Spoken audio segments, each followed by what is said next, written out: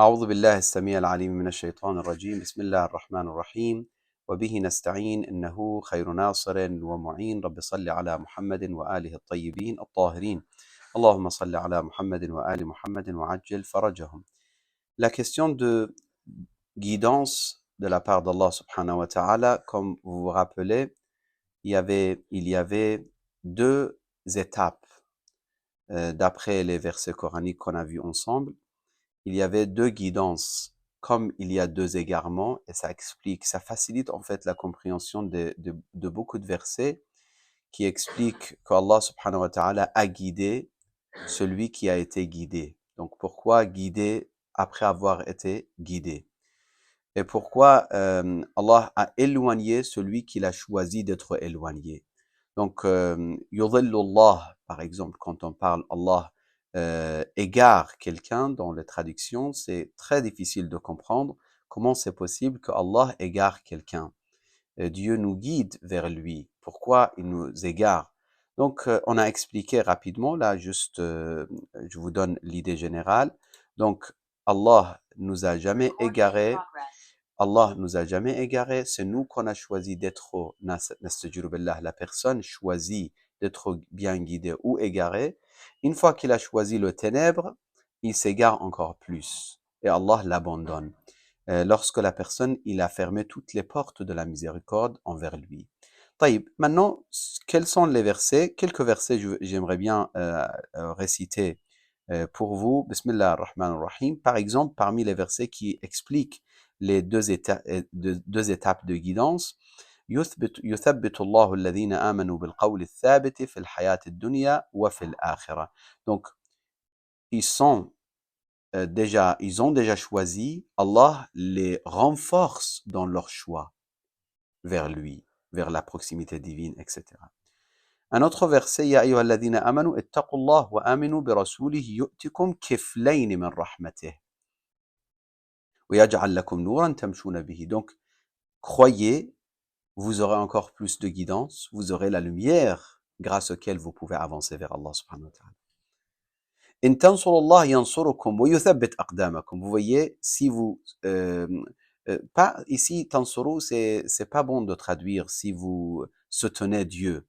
C'est-à-dire si vous suivez le chemin de Dieu, c'est ça qui veut dire إن تنصروا الله. ينصركم, donc il vous soutient. ويثبت أقدامكم. Et il vous donne la stabilité et si vous voulez, il vous donne le courage d'être tranchant sur votre choix et d'avoir l'endurance dans votre cheminement. Donc vous voyez, les versets de Coran al-Karim, ils nous expliquent justement ce point que c'est toi qui dois faire des efforts. Mais après, c'est grâce à Allah dès le départ et c'est grâce à Allah la continuation. Et c'est une des clés, si vous voulez, de comment se débarrasser de l'ego chez nous et de fait de se croire quelque chose. Une des clés, c'est ça, c'est ce point. Parce que même votre guidance, même le fait qu'on est, Inch'Allah, qu'on soit guidé, Inch'Allah ta'ala, jusqu'à la fin de notre vie, on suit Ahl al-Bayt alayhimus salam, même le fait qu'on suit Muhammad wa Ali Muhammad, c'est un don et une générosité d'Allah subhanahu wa ta'ala. Donc c'est vrai qu'on a choisi, parce que nous, on croit pas au déterminisme, ni notre choix ne représente pas non plus le libre arbitre. Donc c'est amrun bayn al-amrayn, c'est grâce à Dieu, nous avons choisi. Ça, c'est une question qui mérite d'être réfléchie, analysée pendant très très longtemps. Ala kulli hal. Après, Allah subhanahu wa ta'ala, lorsqu'il dit dans ces versets qu'on a récités la dernière fois, Bismillah ar-Rahman ar-Rahim, ذَلِكَ الْكِتَابُ لَا رَيْبَ فِيهِ هُدًى لِلْمُتَّقِينَ. Donc, une guidance pour les pieux. الَّذِينَ يُؤْمِنُونَ بِالْغَيْبِ. Donc, tout d'abord, avant de passer au ghaib, au invisible, après les traductions de l'ghaib, il y a plusieurs traductions. Par rapport à, justement, les traducteurs, ils prennent dans leur traduction un petit peu normalement, d'après mes recherches, ils se penchent vers un des tafasirs finalement. C'est-à-dire, ils traduisent pas sans regarder les interprétations. Normalement, lorsque j'ai vérifié pas mal de traductions, j'ai vu que il y a cette idée de chaque personne, il se penche ou il s'oriente vers une tafsir, un livre de tafsir, donc pour pouvoir donner son avis au niveau de traduction. على كل l'invisible on verra. يؤمنون, qu'est-ce que ça veut dire يؤمنون? العلامة il dit الإيمان تمكن الاعتقاد في القلب. Donc, le fait que notre croyance, c'est pour ça d'ailleurs, un de mes amis, qu'Allah le protège, il est toujours en France, il était avec nous dans le projet de Hawza et des enseignements islamiques, etc. Il m'a beaucoup aidé, qu'Allah le protège, qu'Allah vous protège vous tous, et qu'Allah protège toute personne qui est utile pour l'humanité et pour servir les gens dans ce bas monde, pour les amener vers Dieu et pour les amener vers la justice également. Ala kulli hal. Lui, il me disait, je trouve que l'aqida, c'est pas la théologie, c'est plutôt dogme, les dogmes. Ala kulli, c'est à vous de réfléchir. Al-i'tiqad ici, il dit, tamakkun al-i'tiqadi fil qalb. C'est-à-dire, la croyance devient solide, très fort dans le cœur. مأخوذ من الأمن, ça vient ce terme الإيمان, ou ça vient de l'amn. كأن المؤمن يعطي لما آمن به الأمن الريب والشك وهو آفة الاعتقاد. Il dit يعطى, c'est comme si celui qui est croyant, Allah le protège de toutes sortes de doutes, ambiguïtés et autres. Tout ce qui affaiblit notre croyance. C'est pour ça, al-iman, c'est comme si tu parles de la protection, en fait. Al-amn, c'est la protection, c'est le refuge. Al-iman, c'est une protection qui nous entoure finalement. Après, bien sûr, il explique encore une fois, il dit al-iman dhu maratib, c'est-à-dire on peut pas dire les mu'minin, donc c'est la même chose. Justement, hier ou avant-hier, j'ai répondu à une question ici en Pays de Galles. Quelqu'un m'a posé cette question, il a dit, le verset coranique, parfois il s'adresse aux mu'minin, et on sait parmi les mu'minin, il y a des hypocrites. Il dit, oh, ya ayyuhalladhina amanu, lima taquluna ma la taf'al. Pourquoi vous dites ce que vous faites pas? Par exemple, il les critique, il les blâme. Donc, l'explication, c'est tout à fait judicieux de dire al-iman maratib, c'est relatif. C'est pas il est mu'min, point final. Donc, tous les mu'minins, c'est la même chose. Non, absolument pas. Parmi les compagnons de notre noble prophète, il y avait des croyants qui avaient atteint un certain degré de spiritualité très élevé et d'autres qui n'ont pas atteint. C'est pour ça al-iman dhu maratib. Après, si vous me permettez, on parle de l'ghaib aussi quelques minutes. Bil-ghaib, yu'minuna bil-ghaib. Qu'est-ce que ça veut dire al-ghaib? Al-ghaib, c'est l'opposé de shahada. Shahada, c'est ce monde autour de nous. Alamul ghaib wa shahada. طيب. Ce shahada, c'est-à-dire tout ce qu'on observe, tout ce qu'on sent, tout ce que le monde qu'on est en train de vivre dedans. Donc, alors que le ghaib, c'est le monde qui est plutôt on peut pas le comprendre ou le ressentir ou le vivre avec les 5 sens. Donc c'est al-ghaib. C'est pour ça il dit وينطبق على ما يقع ما لا يقع عليه الحس, c'est-à-dire c'est le monde que on peut pas le recevoir, comprendre, connaître avec notre his. وهو الله سبحانه وآياته الكبرى. C'est pour ça, la personne, le musulman qui dit « je vais voir Dieu avec mes yeux, les yeux de notre corps », il n'a pas compris que finalement c'est impossible parce que les yeux, ils voient tout ce qui est matériel. Dieu n'est pas limité par le monde matériel. Donc tu veux voir Dieu avec tes yeux, ce n'est pas possible. Amir al-Mu'minin, il a répondu dans un hadith magnifique, peut-être vous pouvez le trouver. Juste, je vous donne une phrase. بل تراه القلوب بحقائق الإيمان. Si vous mettez ça, le hadith, vous pouvez le trouver sur Internet. Et ce hadith, il existe dans beaucoup de sources. ومنها الوحي, donc al-ghaib, ça englobe tout ça, ça englobe les révélations vers les prophètes, ça englobe tout ce qui est en dehors de ce monde matériel. Après, il dit Al-Iman billahi ta'ala yatuma bidhalika al-iman bil usul thalatha. طيب, ça, je pense c'est clair.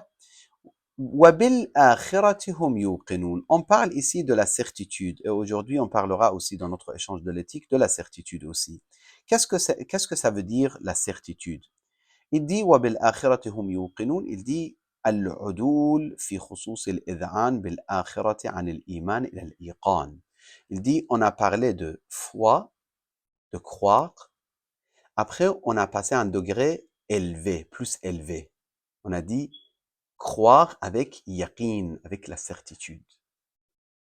Des fois, on croit, mais au niveau de pratique, on s'en fiche ou on se moque ou on ne prend pas en considération. On n'est pas sérieux, on prend à la légère, etc.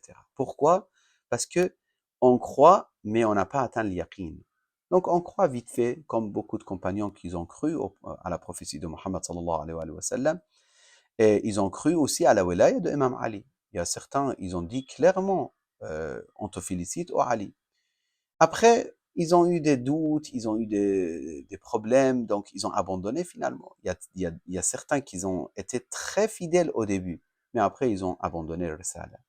Ils ont abandonné le wilaya de Ahl al-Bayt alayhi salam. On a beaucoup d'exemples aussi, même à l'époque de notre noble prophète. Des personnes qui étaient avec le prophète, mais dans les guerres, dans les problèmes. Vous pouvez lire Surat al-Munafiqun pour voir qu'est-ce que ça fait d'être la samahallah, comment il a été expliqué justement l'hypocrisie dans cette sourate. Parfois, ils parlent bien, ils sont très... Donc, maintenant, on ne parle pas de iman des hypocrites, on parle de iman des vrais mu'minin, des mu'min. Mais ils n'ont pas atteint la certitude. Donc, il a un certain degré de iman, c'est pour ça il prie, c'est pour ça il jeûne. Mais tu lui dis, pourquoi tu fais tel péché? Il dit, tu sais, j'ai l'habitude. J'arrive pas à me libérer. Tu dis, mais il y a l'enfer, il y a l'au-delà. Il dit, je sais, mais tu sais, voilà, j'arrive pas. Donc, il n'y a pas la certitude. La même personne, si tu lui montres l'enfer, ça s'appelle yaqin. Et on l'appelle ayn al-yaqin. Les différents degrés de yaqin, peut-être on parlera plus tard, Inch'Allah. دون الإيمان المجرد فإن الإنسان ربما يؤمن بشيء ويذهل عن بعض لوازمه. Donc, c'est possible, la personne, il croit, mais il ne prend pas sérieusement, il ne prend pas en considération sa croyance. نعم, il dit, لا يقتحم معه الموبقات. S'il avait atteint la certitude, il ne peut pas commettre les péchés. On commet les péchés parce qu'on n'a pas la certitude, parce qu'on oublie, parce qu'on vit un peu avec les désirs, les plaisirs, etc. On est pris par ce genre de choses, on n'a pas la certitude, on n'a pas l'yaqin.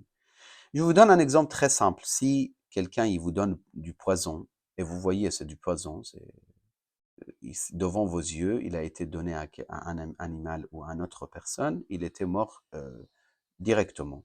Si il vous donne, il dit, vous pouvez boire ça, vous dites, qu'est-ce que vous racontez? C'est impossible, même pas une goutte. Alors que si quelqu'un, il est croyant, il sait que la médisance, c'est haram, le riba. Mais parfois, il dit, laisse-moi le faire, j'ai envie de vider mon cœur. Je suis très en colère contre telle personne, j'aime parler derrière elle. Je vais vider mon cœur, je vais me libérer, etc. Tu dis, mais c'est riba, c'est riba. أَيُحِبُّ أَحَدُكُمْ أَنْ يَأْكُلَ لَحْمَ أَخِيهِ. Le verset coranique clairement dit, oui, je sais, mais laisse-moi le faire. Donc, il n'y a pas de yaqin. أُولَٰئِكَ عَلَىٰ هُدًى مِّن رَّبِّهِمْ وَأُولَٰئِكَ هُمُ الْمُفْلِحُونَ. طيب. Pour cette partie, الَّذِينَ يُؤْمِنُونَ بِالْغَيْبِ, si vous me permettez, je termine avec 3 riwayat ou 2 riwayat, notre échange de tafsir.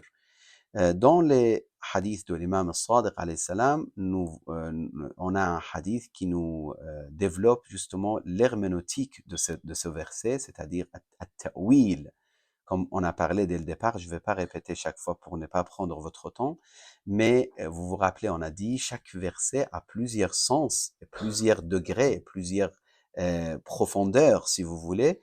Donc, une des significations de verset, ou sens mentionné par l'imam al-Sadiq, الَّذِينَ يُؤْمِنُونَ بِالْغَيْبِ قال من آمن بقيام القائم, celui qui croit à la réapparition de l'qa'im, Sahib al-Zaman, notre 12e imam, salawatullahi wa salamuhu alayhi. On a plusieurs hadiths qui mentionnent ce point. Dans Tafsir al-Ayyashi, on a وَمِمَّا رَزَقْنَاهُمْ يُنْفِقُونَ concernant l'infaq, il dit وَمِمَّا عَلَّمْنَاهُمْ يَبُثُّونَ. Donc le fait de donner l'aumône, c'est pas que l'argent, c'est aussi votre connaissance. وَمِمَّا عَلَّمْنَاهُمْ يَبُثُّونَ. وصلى اللهم على سيد المرسلين محمد المصطفى وآله الطيبين الطاهرين.